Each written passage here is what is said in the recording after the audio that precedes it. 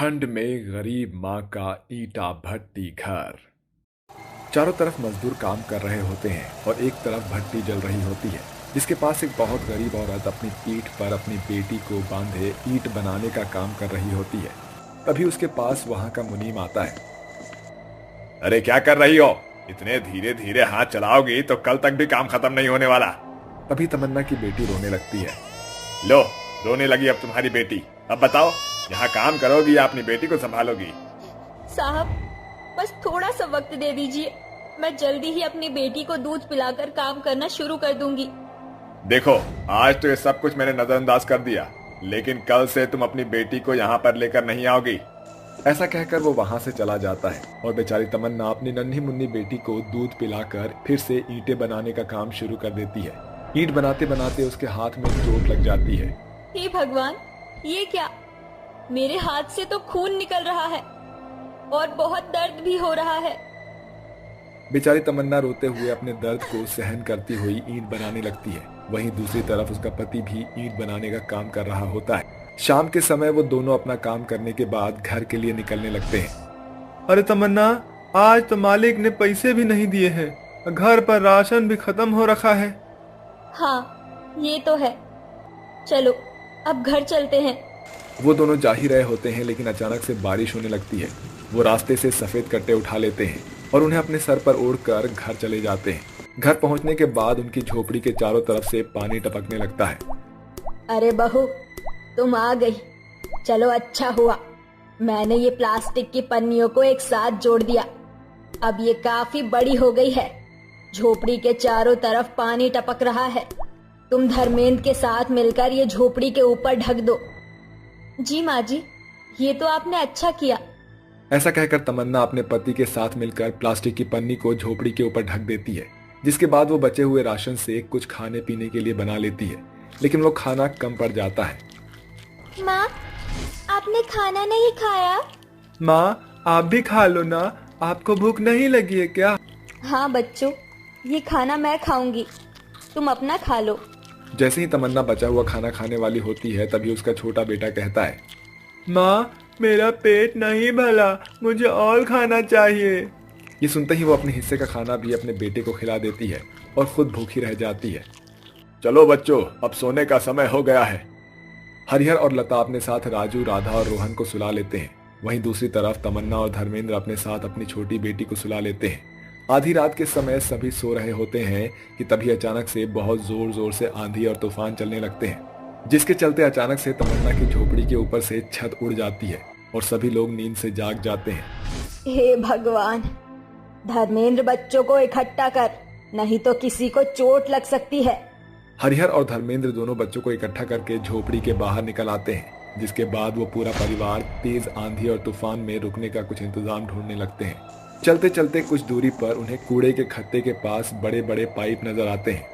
बच्चों, चलो जल्दी से इस पाइप के अंदर घुस जाओ। धर्मेंद्र अपने पूरे परिवार के साथ उन बड़े बड़े पाइप में रुक जाता है। तभी उसका बेटा कहता है, पिताजी, मुझे बहुत ठंड लग रही है। अब बेटा, बस कुछ ही देर की बात है, कल से जो है हमको नया घर ढूंढ लेंगे और तब तक इस ठंड को बर्दाश्त तो करने की कोशिश करनी न पड़ेगी। अरे रोहन बेटा, आ मेरे पास आ जा, मैं तुझे अपने आंचल में छुपा लूंगी तो तुझे ठंड नहीं लगेगी। अगले दिन जब सवेरा हो जाता है तो तमन्ना नींद से जागती है।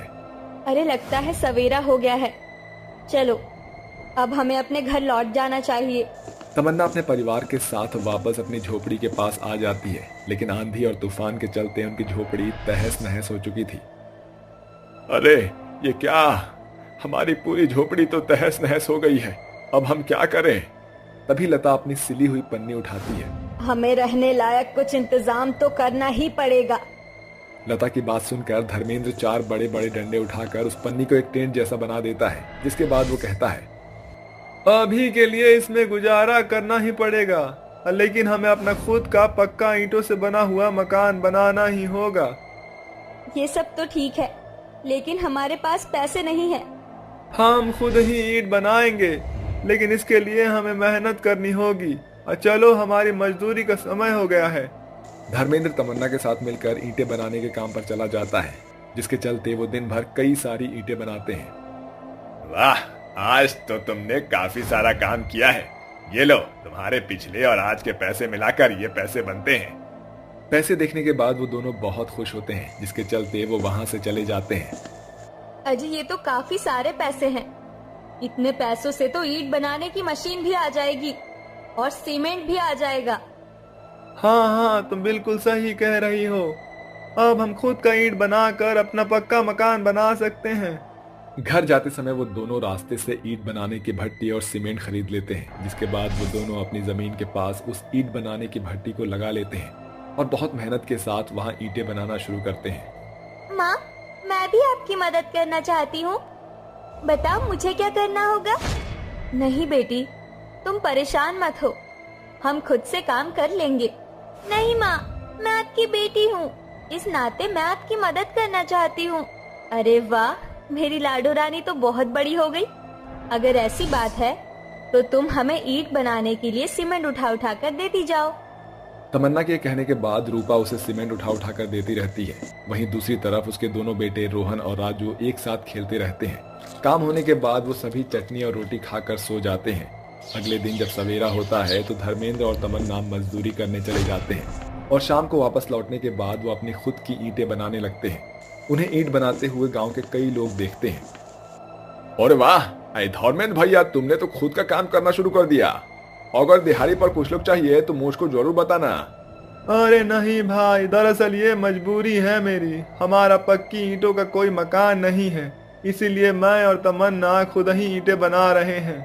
बाजार में ईंट बहुत महंगी है, जो कि हम खरीद तो सकते नहीं हैं। अरे वाह, यही तो खूब बढ़िया बात है भैया। एक काम करो, आप मेहनत करते रहो, हम आपका साथ हूँ। ऐसा कहकर वो वहां से चला जाता है, जिसके बाद तमन्ना और धर्मेंद्र अपने काम में लग जाते हैं। देखते देखते कुछ दिन बीत जाते हैं, जिसके बाद वो अपना पक्की ईंटों का मकान बनाकर तैयार कर लेते हैं और ईंटें बनाने वाली भट्टी भी घर में ही लगा लेते हैं, जिसके चलते उनका घर गर्म ही रहता है। आखिरकार हमारा मकान बन ही गया। हाँ माँ जी, कड़ी मेहनत के बाद आखिर अब हमारे पास पक्की ईंट से बना हुआ मकान है। अब चाहे आंधी आए या तूफान या फिर हो सर्दी जबरदस्त, हमें कभी भी कोई परेशानी नहीं होगी। हाँ बहू, तुमने बिल्कुल सही कहा, लेकिन इसमें तुमने बहुत मेहनत किया है। एक तरफ बच्चे तो दूसरी तरफ घर की जिम्मेदारी। अगर तुम ना होती तो पता नहीं ये मकान कैसे बनता। बाबूजी, हम सभी ने कड़ी मेहनत की है। वो इतना कहती ही है कि तभी अचानक से कोई उनका दरवाजा खटखटाता है। मैं देखता हूँ कौन है दरवाजे पे। मोटा भाई, ये घर तमन्ना और धर्मेंद्र का है क्या, जो खुद का ईंटा बनाते हैं? हाँ, कहिए आपको क्या काम है? दरअसल मुझे जो है न आपका काम बहुत पसंद आया और जो है न मैं आपसे ही ईंटा बनवाना चाहता हूँ। तभी वहाँ तमन्ना आ जाती है और सब कुछ सुन लेती है। अरे ये तो बहुत अच्छी बात है, अब हमें किसी के पास मजदूरी करने नहीं जाना पड़ेगा। ठीक है भाई साहब, हम आपका काम करने के लिए तैयार हूँ। ऐसा कहकर वो आदमी तुरंत उन्हें एडवांस में 10,000 रुपए दे देता है। मोटा भाई, ये लो एडवांस, बाकी के पैसे जैसे ही काम खत्म होंगे ना तो उसके बाद मैं दे दूंगा। वो ऐसा कहने के बाद वहां से चला जाता है, जिसके बाद तमन्ना और धर्मेंद्र उन पैसों से और सीमेंट और घर का राशन ले आते हैं। वहीं दूसरी तरफ वो अपने बच्चों को स्कूल में भी डाल देते हैं। देखते ही देखते उनकी सभी परेशानियां खत्म हो जाती है और वो अपना खुद का ईंटों का काम करके खुशी खुशी रहने लगते हैं। रात का समय होता है, सब लोग सोने के लिए अपने अपने बिस्तर पर पहुंच जाते हैं। तभी अचानक से गांव में बिजली चली जाती है। ओहो, इस बिजली को अभी अभी जाना था। अरे अच्छा ही हुआ जो बिजली चली गई। अब हम लोग मोमबत्तियां जलाएंगे और आराम से सो जाएंगे। माँ, मोमबत्तियां जला दो, मुझे डर लग रहा है। अरे बेटी, इसमें डरने वाली क्या बात है, मैं तुम्हारे साथ हूँ ना, मेरे होते हुए तुम्हें डरने की कोई जरूरत नहीं। ऐसा कहकर कावेरी रसोई में जाती है और मोमबत्ती जलाकर ले आती है। इसके बाद वो मोमबत्ती अलमारी में लगा देती है और अपने बच्चों के साथ सो जाती है। आधी रात के समय अचानक से हवाएं चलने लगती हैं, जिसके चलते मोमबत्ती हवा की वजह से कपड़ों के ऊपर गिर जाती है, जिसकी वजह से घर में आग लगना शुरू हो जाती है। देखते ही देखते आग पूरे घर में फैल जाती है। तभी अचानक से कावेरी की आंखें खुल जाती हैं। हे भगवान, ये क्या, ये आग कैसे लग गई? अरे बच्चों, उठो और यहाँ से बाहर निकलो। सुरभि और नेहा दोनों आराम से सो रही थी।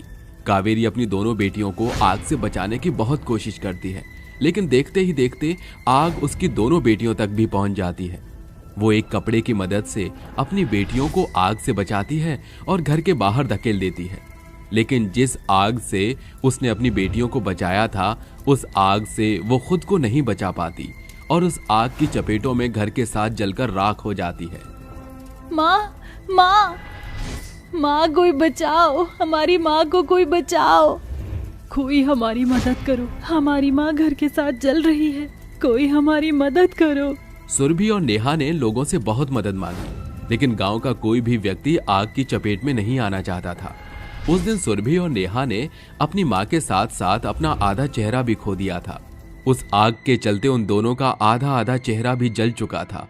अब गांव के सभी लोग उन दोनों से बहुत घृणा करने लगते हैं। अरे देखो, ये दोनों तो वही हैं, इनकी माँ ने इन्हें बचाने के चलते अपनी जान गंवा दी। अरे इनका मुंह देखो कैसे जल गया है। अपनी खूबसूरती का इन दोनों को बहुत ही घमंड था, आज इनकी खूबसूरती चकनाचूर हो गई।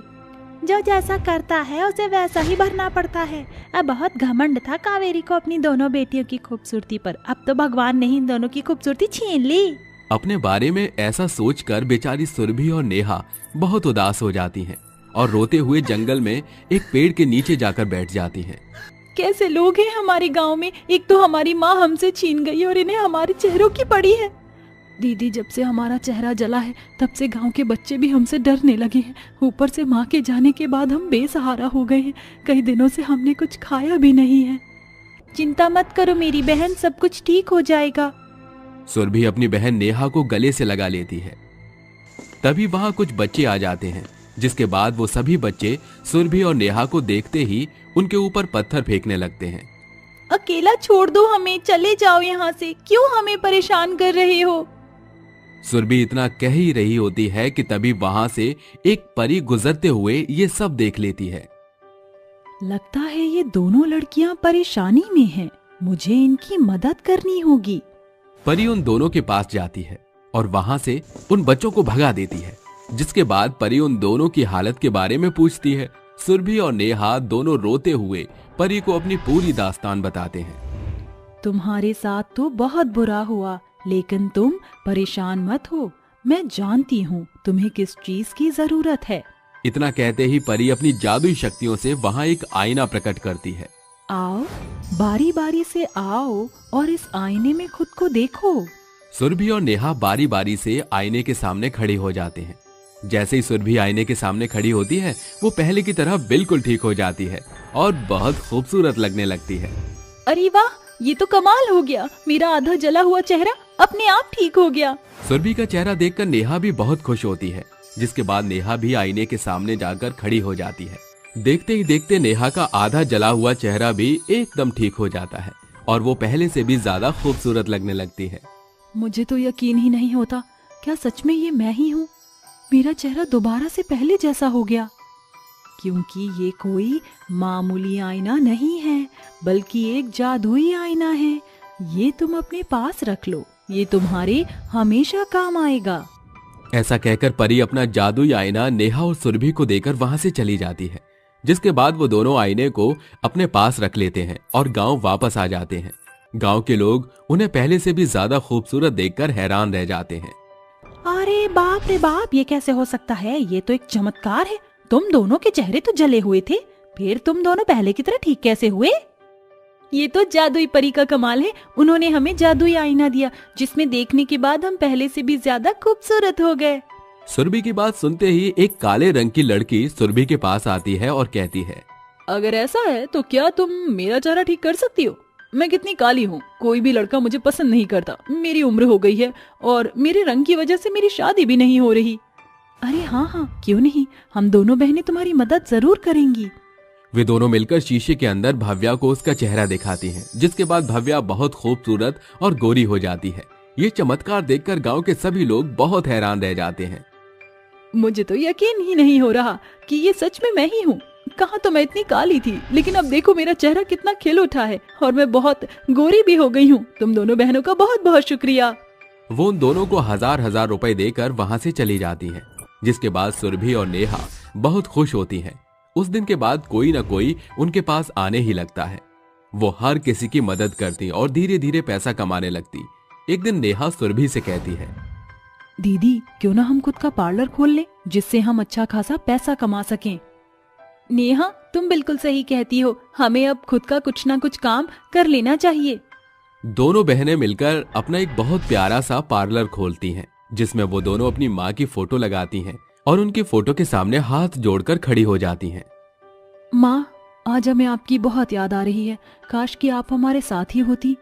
हाँ माँ, हमारी तरफ देखकर आपको भी बहुत खुशी मिलती, काश आप वापस आ पाती।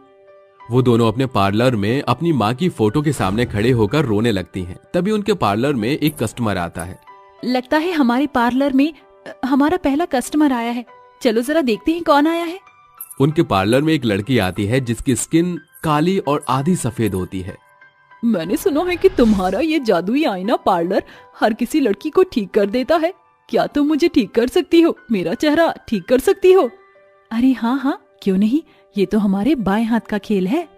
सुरभि और नेहा दोनों मिलकर जादुई आईना लेकर आते हैं, जिसके बाद वो दोनों मिलकर दिव्या को जादुई आईने के सामने खड़ा कर देते हैं। देखते ही देखते नेहा बहुत सुंदर और खूबसूरत दिखने लगती है। उसकी आधी काली और आधी सफेद स्किन बिल्कुल नॉर्मल हो जाती है।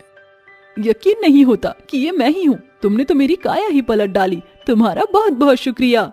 दिव्या सुरभि और नेहा को खूब सारे पैसे देकर चली जाती है। अपनी पहली कमाई देखकर सुरभि और नेहा बहुत खुश होते हैं। दिव्या के जाते ही उनके पार्लर में गांव की कई सारी औरत और लड़कियों की लाइन लग जाती है। अब वो अपने जादुई आईने की मदद से खूब पैसा कमाने लगती हैं और अपने जीवन में खुशी खुशी रहने लगती हैं और साथ के साथ गरीब लोगों की मदद भी करना शुरू कर देती हैं।